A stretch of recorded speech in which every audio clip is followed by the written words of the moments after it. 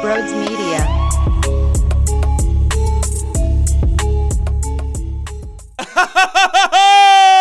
A lot of screaming a curse, okay? I'm fucking fired up today. A lot of screaming a curse. Before we get to that screaming, though, if you're new to the channel, make sure you hit that subscribe button. Thank you all so much. Hit the thumbs up button as well. And I want to thank everybody for all the crazy, wild support this past week. Filling in for Mikey Miss on the last Friday and filling in for Anthony Gargano all this week on 97.5 The Fanatic. The people who tune in, call in, tweet throughout the show, you are all the best. I love you so much. Over on Twitter, @Brodes81 is my personal account. Go over there, smash the follow button there too. I greatly appreciate it. With that being said, enjoy the show.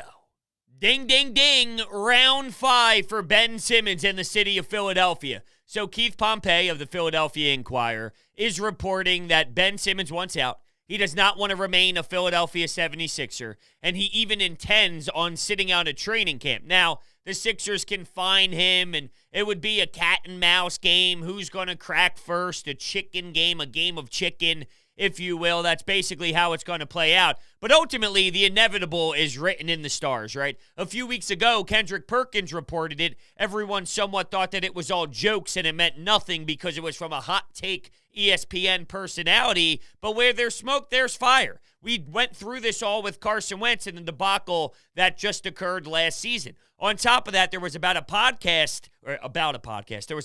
was a podcast about a week ago or so who dropped similar information, and here we are. Rich Paul, Clutch Sports, it's going to be an issue. Why? Because Jason Dumas is reporting that there's a high chance Tyrese Maxey will be a part of any Ben Simmons trade.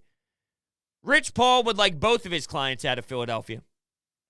There's a few local Philadelphia-based organizations that had planned partnering with Maxey on some community events. These were told to be canceled. Paul would not like Maxey to grow roots in Philly if he could be gone. I bring this up to you because, guess what? I think it's inevitable here what's happening. I know I don't love it at all with the Tyrese Maxey news. Oh, it's not true. Oh, it won't happen. The NBA is ran by the asylum. The NBA is ran by these powerful agents. Anthony Davis wants to be with LeBron James in Los Angeles. Where's Anthony Davis?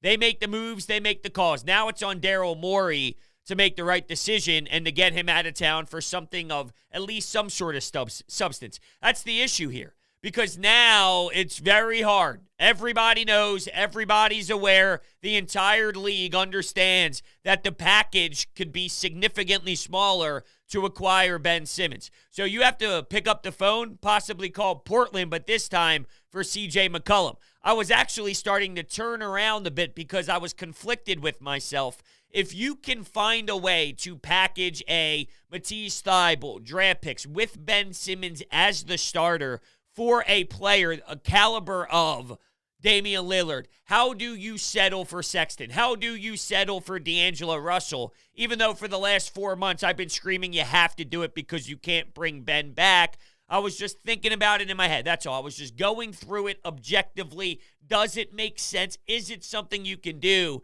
Now it's probably going to be something you have to do. But Daryl Morey, if there's anyone you want in this position, not that you ever want to be here, of course, but if you ever are here, he's the one that you would like at the helm, and we'll have to see. You know, the binoculars are really on now on this president of basketball operations, Daryl Morey. Not that it's easy, right? I mean, we might be saying this at the end. That's it? All right. You might be getting Buddy Hield and some pieces out in Sacramento. And don't tell me that that's fine. That's good. A spot-up shooter? What does this basketball team need? They need a guard that can dribble the basketball, that could facilitate with the basketball, that could play a two-man game legitimately as a ball handler with Joel Embiid. That's what they have to find, which makes me raise this question.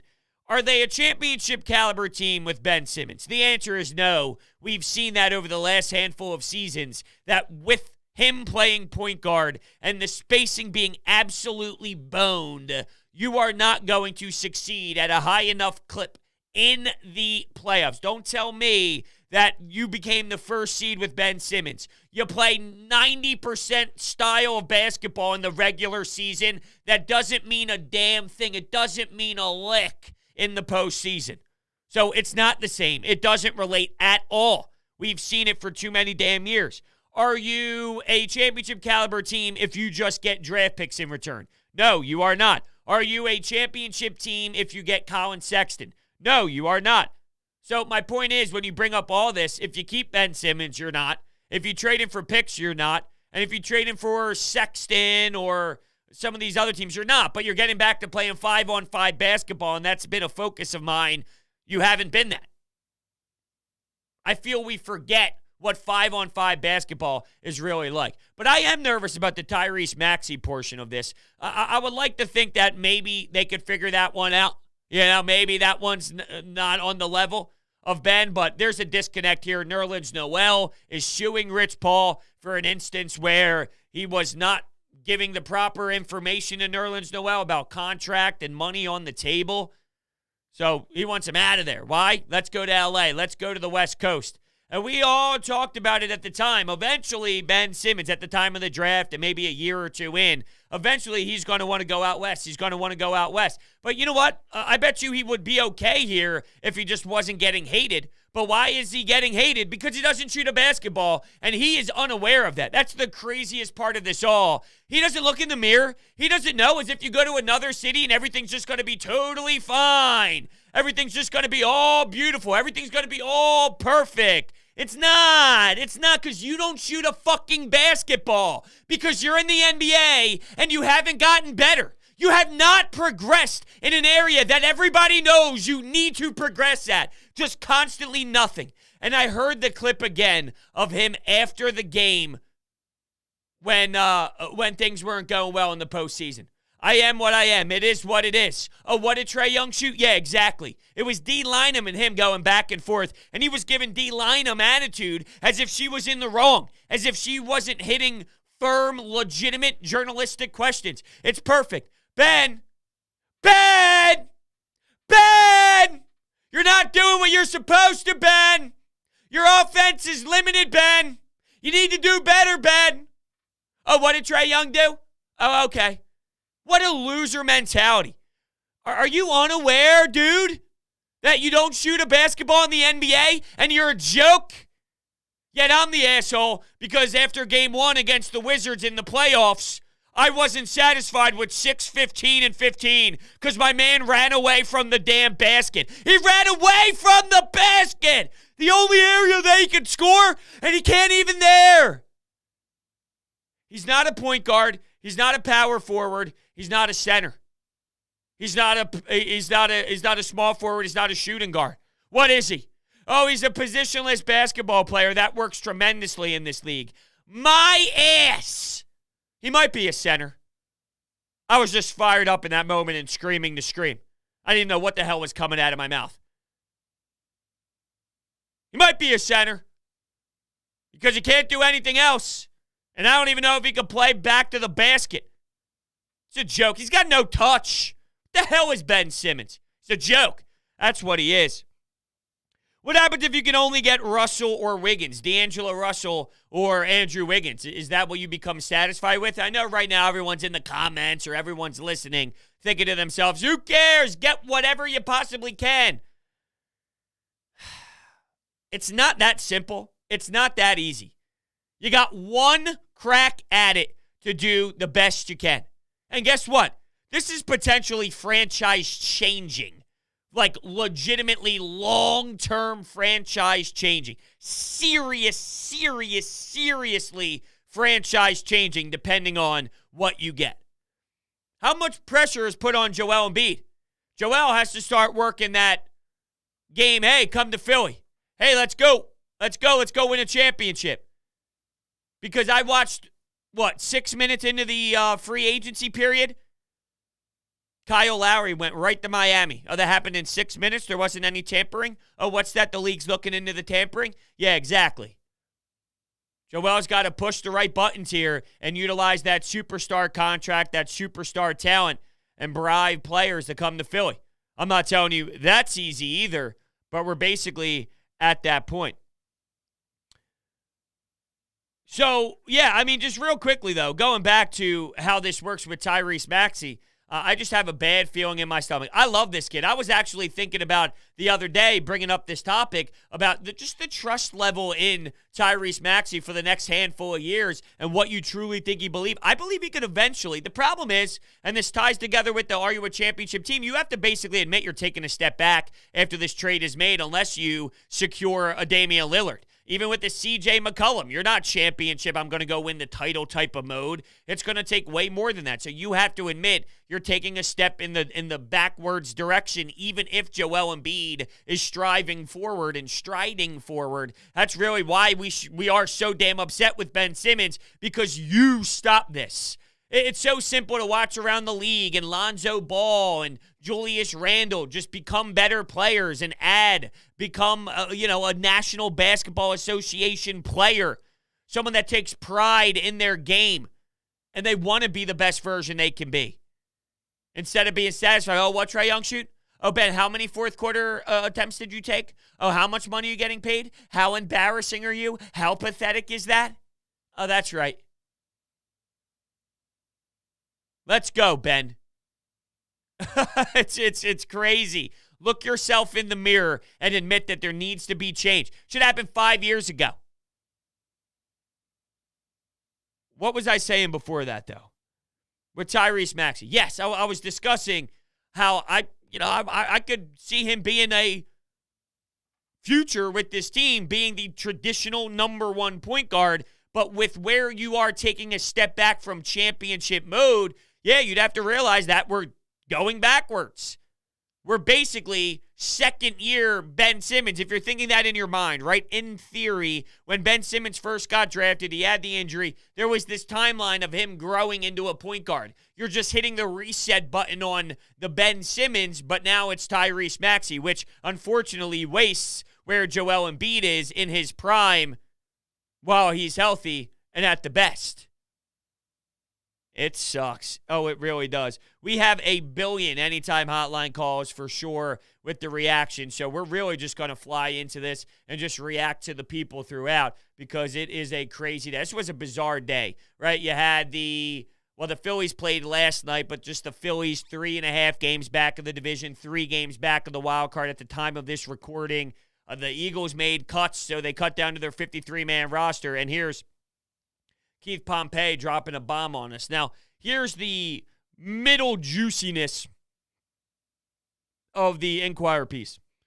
In a meeting with the 76ers last week in Los Angeles, Simmons told co-managing partner Josh Harris, president of basketball operations Daryl Morey, general manager Elton Brand, and coach Doc Rivers that he no longer wants to remain a Sixer, according to multiple sources.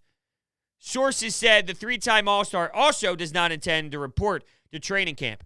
A team spokesman declined to comment. Now, it goes on to talk about how after the game was over and the season was over, he was backstabbed and he was stabbed in the back by Doc Rivers. To me, come on, dude. Are you for real? Did you not see what happened? That's what's like eating me alive inside. If I make a mistake, you know what I do? I say, hi, I'm Brodes. You know what I did? I fucked up. All right? That's what happened. It won't happen again. I'll do everything in my power to make sure I don't fail. I'm putting everything on the line, everything on the table to be the best that I can be. And if I make a mistake from there again, like if I truly maximize everything I possibly can, you make a mistake, fine. Accept it, though, and do everything to be better. He's not doing that. It's not Doc Rivers' fault for saying he doesn't know if you could be a point guard in a championship team. He's being honest. Doc Rivers, but respectfully bring up to the media, I need more out of Tobias Harris, big time. He's got to be better and more efficient on both sides of the floor. I need more out of Seth Curry defensively. He can stroke the three. He can hit that long ball, but we need him to pick up that D. Tyrese Maxey at one point was one of our worst defenders on the team. He calls these players out, all of them. When it comes to Ben, all season long, all he did was coddle him. The whole entire organization did, though. But Doc Rivers called the media dumb, basically, said we know nothing about the sport of basketball, ripped the fans all season long when we said, Doc, just wait, my friend. You're new here. We've been here. Joke's on you. After the game, he says, I don't know if Ben Simmons can be a point guard. I have no problem with Doc saying that. I have no problem with Joel Embiid saying, I think the turning point of the game was when we passed up the basketball underneath the basket. Instead of 2, we only got 1 because if you remember, Matisse Thybulle got fouled and had to go to the charity stripe. Ben, these are real, legitimate topics. Joel's not wrong. That's where things went wrong. Now, there's other problems throughout a game, and I can't believe that there's actually Ben Simmons stands still out there claiming that, well, Joel had 7 or 8 turnovers because Ben sucks at the point guard position. You have to be able to shoot the basketball and have the ball in your hands at the same time. If you cannot, you will not be able to succeed in this era of basketball. In this era where it's all about the threes and popping it from the logo, Ben can't be an effective point guard in fourth quarters with 3, 4, 5 minutes to go in a one-possession basketball game down the stretch. It's basic logic. It's simple X and O strategic conversation. No one did anything wrong. The fact that you feel that depleted inside, the fact that you feel so backstabbed, that's a personal problem. It's unfortunate, though, that the personal problem in the NBA that he has, when you work with Rich Paul and Clutch Sports, it could get ugly. Now, I wonder if Tyrese Maxey truly knows what's going on. Let's be honest with ourselves. If we're in the NBA and we have a chance to work with Rich Paul and Clutch Sports, knowing the pedigree, knowing the history, you're probably doing it. So he's probably believing and convinced, look, LeBron James, Ben Simmons, Anthony Davis, the top stars in the league all work for Clutch Sports. Why would I not? I'd probably want to associate myself too because you get what you want. At the end of the day, Ben Simmons isn't mad that he's leaving. He's happy. This is what he wants. He's getting what he wants by working with Clutch Sports. Unfortunately, I think I see a scenario where Tyrese Maxey might be a bit brainwashed. But there's a major concern in my eyes for what happens with Tyrese Maxey. I know it shouldn't be this way. Don't tell me it shouldn't be this way. I know it shouldn't. I just also know what the results are more times than not. And by the way, there's plenty of fantastic results when you use DraftKings Sportsbook. The NFL is back, and DraftKings Sportsbook, an official sports betting partner of the NFL, is giving all new players a can't-miss offer for Week 1. Bet just $1 on any NFL game during the first week of the season and receive $200 in free bets instantly, no matter what. Take advantage of this limited-time offer right now.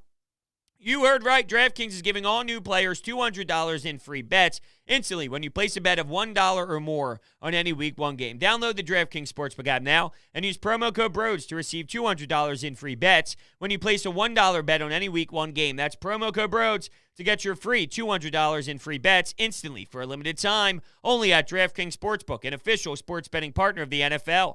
Must be 21 or older, Pennsylvania only, new customers only. In partnership with Meadows Racetrack and Casino. See DraftKings.com/sportsbook for details. Gambling problem, call 1-800-GAMBLER.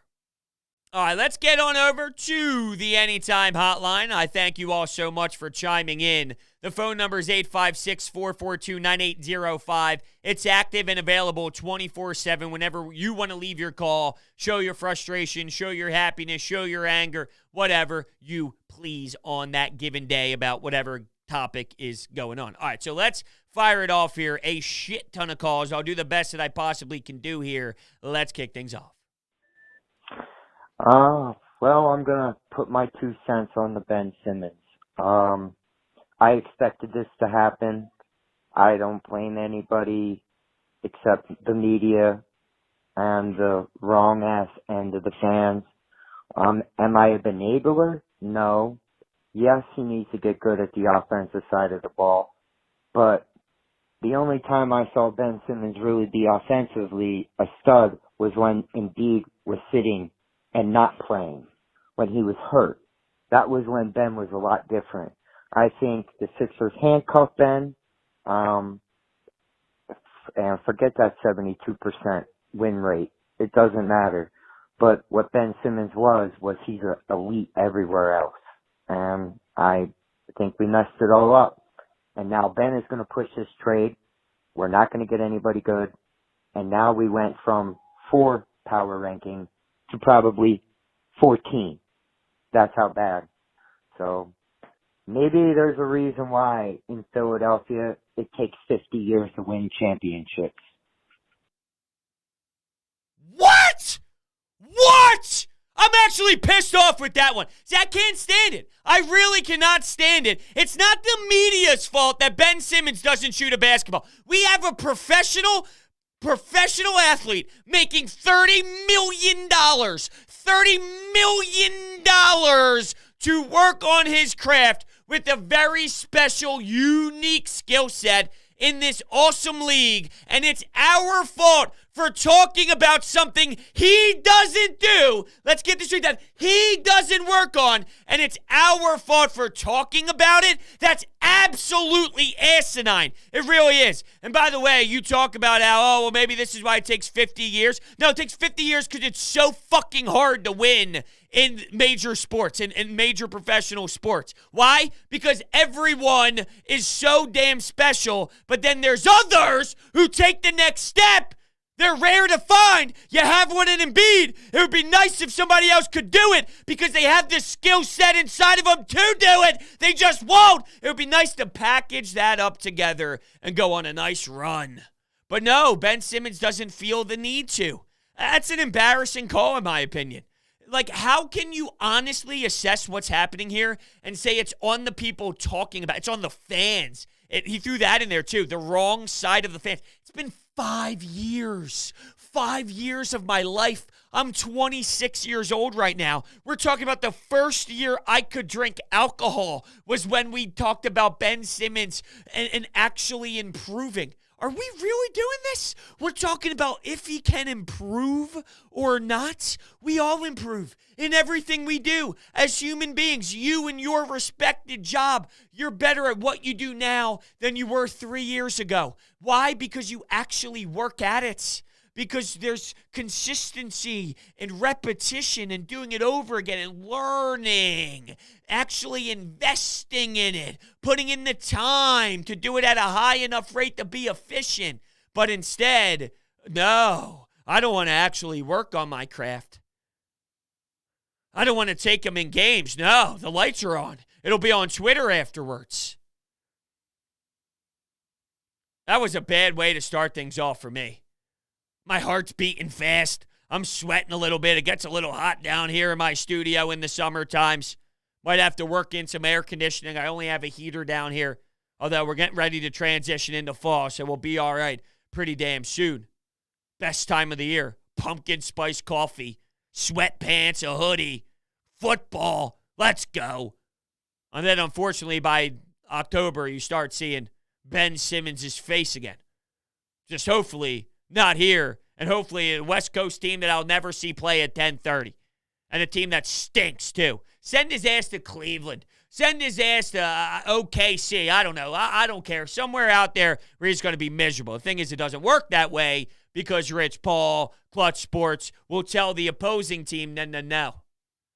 Absolutely not. You know, the other day I saw MKB, Michael Kaskey-Blomain, good friend of mine. He does a great job covering the Sixers for CBS Sports, but he did tweet out that he's hearing from a team source that the 76ers would be okay with keeping Ben Simmons, and they're prepared to keep him through training camp, and that was about 4 days ago or so. And then you look at the Pompey story, the Keith Pompey story, about when this conversation was had with upper management, the front office, and all the members with the Sixers. One side's trying to leak information while the other side is trying to play leverage game, is basically what's happening here. There was something else the caller said, and I really forget what it was, and I don't want to go back and hear it, so I think we're just going to skip out and go to whatever's next. All right, Brodes. I just maybe need you to clear something up for me regarding this whole Ben Simmons thing. Him saying he's not going to training camp. Just trying to understand one thing. The Philadelphia Sixers franchise has been nothing but supportive of this guy who has yet to learn how to hit a consistent jump shot. Now, I know the fans, we stuck behind him. We lived and died with him, trying to do everything we could to get him to hit free throws. Now, fans are finally fed up and starting to hit, give him, a little bit of dirt, a little bit of shade his way. Now he's saying he's not going to training camp. So is it because of the fans You're telling me this guy can't handle the fans who are finally fed up over 5 years and can't hit a jump shot? Am I wrong? You know what's crazy about this, too? You bring up an excellent point, how long it's been, but it's almost as if we are being looked at as crazy and wild that we are questioning if a player can play the sport without doing something that's so important in the sport, right?